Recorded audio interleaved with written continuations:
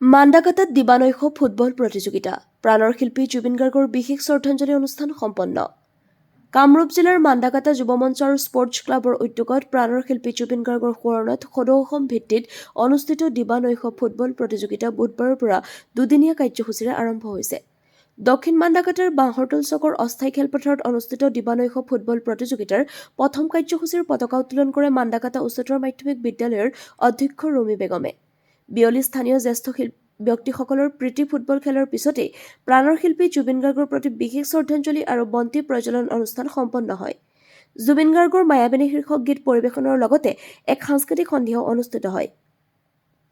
অনুষ্ঠানত জুবিন গাৰ্গৰ সৈতে বাদ্যসংগত কৰি অহা বিশিষ্ট বাদ্যযন্ত্ৰী শিল্পী ৰাজা বৰুৱা, কণ্ঠশিল্পী ডেনিছ চহৰীয়া, কুমাৰ প্ৰয়োজন সহ কেইবাগৰাকীও বিশিষ্ট ব্যক্তি উপস্থিত থাকে। নিশা ফুটবল প্ৰতিযোগিতাত কেইবাটাও দলে অংশগ্ৰহণ কৰে। News desk AIN live. Mandakata যুৱ মঞ্চৰ মানে বৰ উল্লেখনীয় পদক্ষেপ আচলতে। জুবিন গাৰ্গ নাইকিয়া হোৱা 4 মাহে হ'ল। আচলতে জুবিন গাৰ্গে খুব ভাল পাইছিলে ফুটবল খেলটো। ফুটবল খেল বুলি নহয়, তেওঁ ইমান খেলুৱৈ সহায় কৰিছে। আমি জনাকে বা নজনাকে আমি কেইজনমানহে জানো, মুষ্টিমেয় কেইজনমানৰ কথাহে জানো যে আমুকক হেল্প কৰিছে, খেলিবলৈ যাবলৈ বা আৰ্থিকভাৱে সহায় কৰিছে বা মানসিকভাৱেও বহুতো সহায় কৰিছে। আপোনালোকে জানে হিমা দাসৰ নিচিনা খেলুৱৈ ইমান দূৰ খেল চাবলৈ গৈছিলে, বিদেশত দৌৰা চাবলৈ গৈছিলে। আচলতে তেওঁ দৌৰাটো চাবলৈ যোৱা নাছিলে, হিমা দাসক মানে মানসিকভাৱে উৎফুল্লিত কৰিবৰ কাৰণে গৈছিলে আচলতে। আৰু সেই হিমায়ো খুব ফূৰ্তি পাইছিলে আচলতে। তেনেকুৱা ধৰণে বহুতো সহায় কৰিছিল। সেই কথাটো যেনিবা চবেই জানে আৰু নজনাকে বহুত কথা আছে। মই বিভিন্ন জেগাত কৈছোঁ যে যোৰহাটৰ এটা ল'ৰাক কোনো ধৰণৰ চিনি নাপায়, জানি নাপায়, বাহিৰত খেলিবলৈ যাবলৈ টিকেট কৰি দিছিলে। গতিকে বৰ বেলেগ ধৰণৰ মানসিকতা আছিলে। তেওঁ ভাবিছিলে যে অসমত বহুত খেলুৱৈ মানে প্ৰতিভাসম্পন্ন খেলুৱৈ আছে। তেওঁ নিজৰ বাবে এটা ফুটবল টীম গঠন কৰিম বুলি ভাবিছিলে, যিটোৱে মানে তেওঁ মানে এনেকৈ ভাবে কথাটো যে মই ফুটবল টীম গঠন কৰিম আৰু ৱৰ্ল্ড কাপত খেলাম, এনেকুৱা টাইপ মানে ইমান ডাঙৰ আশা কৰা কথা মানে। আজিলৈকে ইণ্ডিয়ান টীমে ৱৰ্ল্ড কাপত স্থান পোৱা নাই, কিন্তু তেওঁ ভাবিছিলে যে মই এটা ভাল টীম বনাম। বিভিন্নজনৰ লগত কথাও পাতিছিলে, কিন্তু খুব সোনকালে হৈ নুঠিলে কথাটো। তাৰ আগতে তেওঁ নাইকিয়া হৈ গ'ল। গতিকে মাণ্ডাকাটা যুৱ মঞ্চক মই ধন্যবাদ জনাইছোঁ, তেওঁ পৰিয়ালৰ ফালৰ পৰা, আমাৰ সকলোৰে ফালৰ পৰা ইমান এটা ভাল পদক্ষেপ লৈছে। আচলতে তেওঁলোকে কৈছে যে ফুটবল খেলখন আচলতে নামতহে, তেওঁলোকে দিনে ৰাতি অকল জুবিন গাৰ্গৰ সৃষ্টিৰাজিৰ মানে গৱেষণা কৰি সৃষ্টিৰাজিৰ যিখিনি উপস্থাপন কৰিব তেওঁলোকে মোক জনাইছে। খুব ভাল লাগিছে কথাটো আহি পেলাই।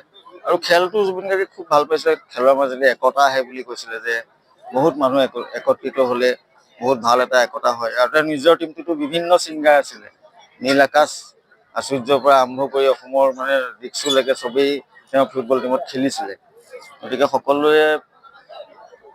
সকলোকে লৈ ফুটবলটো আগবঢ়াই নিবলৈ চেষ্টা কৰিছিলে তেওঁ। গতিকে হৈ নুঠিলে আৰু। এতিয়া মাণ্ডাকাটা যুৱ মঞ্চ আচলতে এইটো অঞ্চলত কেইবাখনো হৈ গৈছে। সেইদিনাখন দুমুনিচুকীতো এখন হৈ গৈছে, জুবিন গাৰ্গৰ পুৰণি ফুটবল খেল, তাতো বহুত মানুহ দেখিছে। গতিকে সকলোকে মোৰ ফালৰ পৰা এই অঞ্চলৰ ৰাইজলৈ, সমূহ যুৱসকললৈ আন্তৰিক ধন্যবাদ জনাইছোঁ। ধন্যবাদ। আমি গোটেই খেলপথাৰত জুবিনদাৰ ফটো লগাই দিছোঁ আৰু এটা জাক-জমক পৰিৱেশ। আমি এটা মায়াবিনী গীতটোত প্ৰায় 1000 গুণমুগ্ধই সহযোগ কৰিলে, এটা সুন্দৰ গীত পৰিৱেশন কৰিলে। আমি এনেদৰে অকল খেলপথাৰতেই নহয়, জুবিনদাক আমি আমাৰ অন্তৰতো ৰাখিছোঁ।